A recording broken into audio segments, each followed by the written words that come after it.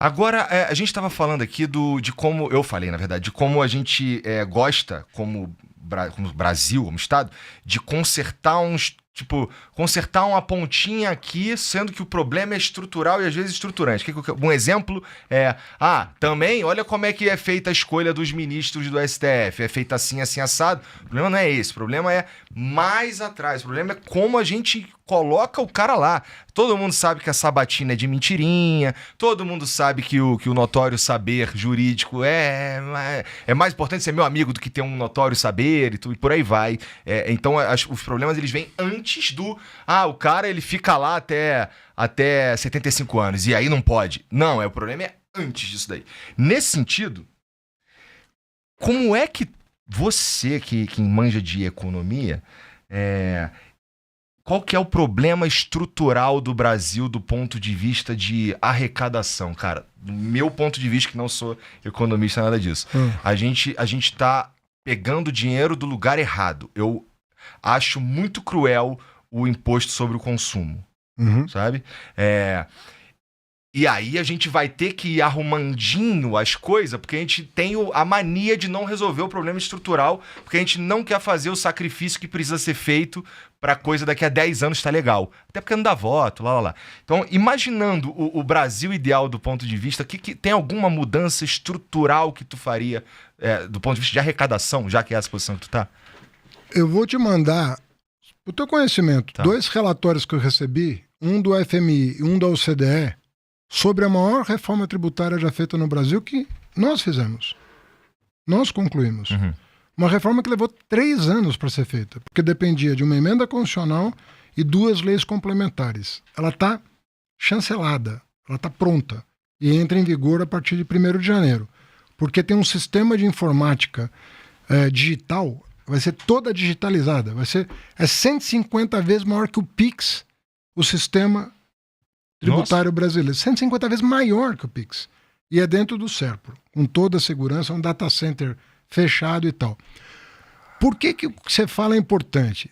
O nosso sistema tributário é absurdo, é caótico, totalmente caótico. Você não tem transparência de quanto você está pagando de imposto quando você compra o que for, esse copo, essa água, você não sabe quanto você está pagando de imposto. O novo sistema tributário, que entra em vigor o ano que vem, ele dá transparência total.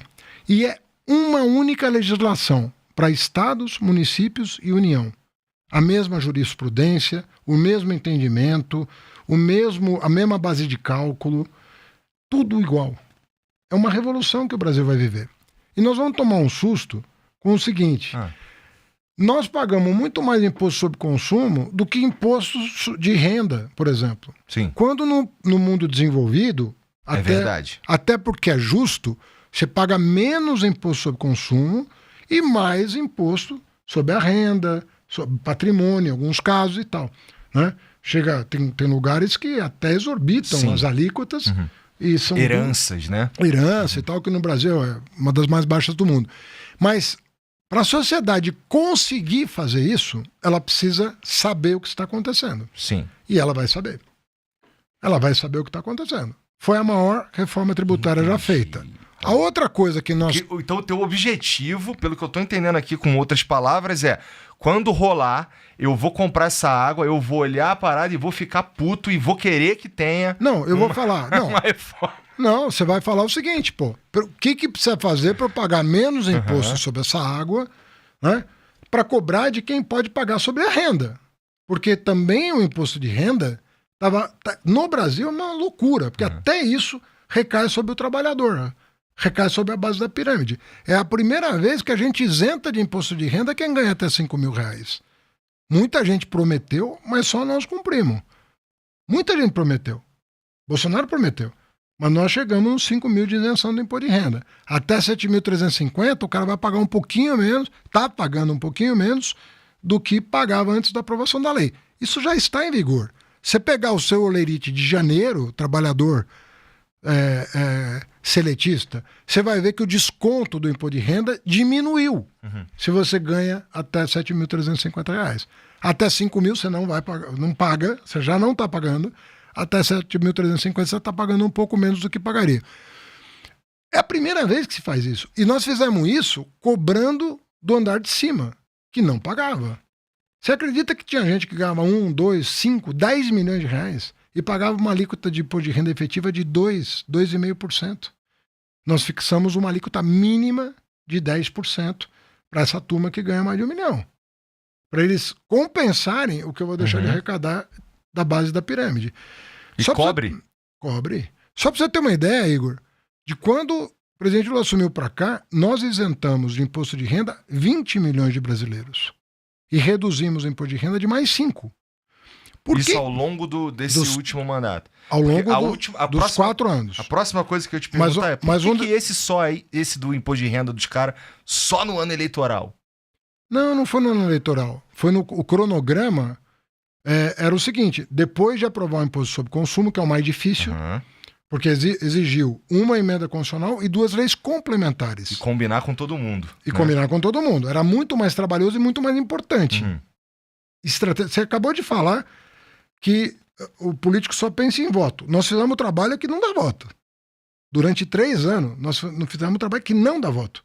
Eu podia ter feito isso no primeiro ano de governo, estaria de repente melhor do que eu estou hoje em termos de aprovação de governo. Não podia não, que tu tentou. Os caras não deixaram.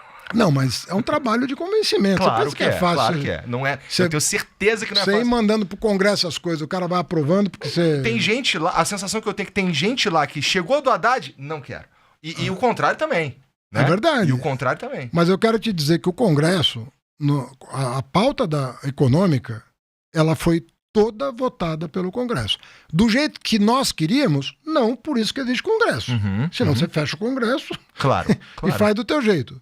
Se você quer viver numa democracia, você vai entender que o Congresso tem as opiniões dele. Mas assim, houve algum desrespeito? Zero. Nós tivemos em 3 anos e 2 meses 2 incidentes com o Congresso. Um que era a desoneração da folha, que o Guedes e o Bolsonaro tentaram e não conseguiram. Eu também não consegui, só que eu fui para o Supremo Tribunal Federal. Falou, não tem dinheiro para isso aqui, para dar esse benefício mais. E o Supremo reconheceu que nós tínhamos razão. E o outro caso, que quando a gente ia taxar os bancos, lá no negócio do IOF, também a turma foi para o Supremo também e ganhei no Supremo. Mas foram as 2 únicas situações em que eu precisei recorrer à justiça. Em todas as outras... Tu ia taxar nós. Não, o IOF cara, quem paga sou eu, porra. O de pessoa física, quem subiu foi o Bolsonaro. Eu não subi de pessoa física. Não. Mas eu também tenho uma empresa, vou me fuder igual, pô. Não, cara, mas veja bem, eu tenho... É que eu sou meio burro, tá? Me ajuda aí. Não, algum IOF de pessoa jurídica subiu. Algum IOF de pessoa jurídica subiu. Agora, eu tenho que criar as condições fiscais para baixar essa taxa de juro. O grande problema do crédito no Brasil não é a cunha fiscal, é a taxa de juro. Pô, por que vocês não cortam a porra das emendas? Não, das emendas, para de gastar dinheiro. Por que não para de gastar dinheiro, em vez de querer pegar mais dinheiro? Bom, primeiro que nós estamos... A arrecadação líquida federal, hoje, a arrecadação líquida federal é o seguinte, eu arrecado, mas tem uma série tem receitas que não são minhas. Eu arrecado, mas eu tenho que transferir para estados e municípios. Então, boa parte, né? Muita coisa. Não sei se é mais da metade, acho que não, mas é uma grande coisa. Agora, o que fica é a Receita Federal líquida. Essa Receita Federal líquida, hoje, é menor do que em 2011, do que em 2012, do que em 2013, como proporção do PIB.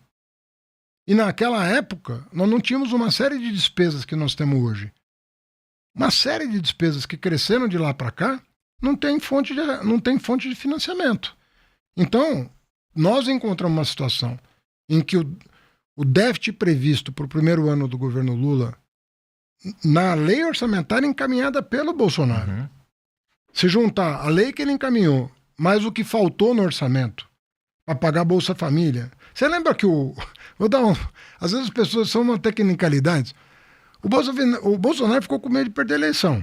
Ele falou, cara, vou perder a eleição. Aí ele aprovou uma emenda constitucional, porque você não podia dar benefício no ano eleitoral. Tem uma lei eleitoral. Ele criou uma emenda constitucional, criando um estado de emergência para aumentar o Bolsa Família a partir de 1º de agosto do ano eleitoral. Faltando 2 meses para a eleição. ele passou o Bolsa Família de 400 para 600. A gasolina ficou mais barata também. E, também surrupiando o ICMS dos estados, que eu tive que pagar no ano seguinte. Paguei 30 bi de indenização para os estados. E aqui, eu não tô puxando o saco ou tentando diminuir o Bolsonaro ou puxar o saco do Haddad. É que assim, é um fato que em 2022 isso aí aconteceu. Então é um fato. Não adianta não precisa brigar com o fato. Não adianta tu que gosta do Bolsonaro, por exemplo, tentar defender, porque assim, na prática no ano eleitoral o cara me mandou abaixar o ICMS e foda-se. Na prática. Então não tem muito o que fazer. Não, e custou 30 bi. Uhum. Não é? Eu tive que pagar. Tá lá pago. O Supremo Tribunal Federal mandou indenizar. Pagamos 30 bi para indenizar os estados. E no caso do Bolsa Família, ele aumentou o Bolsa Família no dia 1º de agosto de 2022, só que mandou o orçamento com 400 e não com 600. A diferença era 50 bilhões. Aí você fala, você está criticando o Guedes. Cara, eu não estou criticando ninguém, cara. Eu estou fazendo uma conta, caramba. Uhum. Eu estou fazendo uma adição. A gente devia ter aprendido, sei lá, na segunda série. Sei lá, segundo ano do ensino fundamental, você faz a adição, né?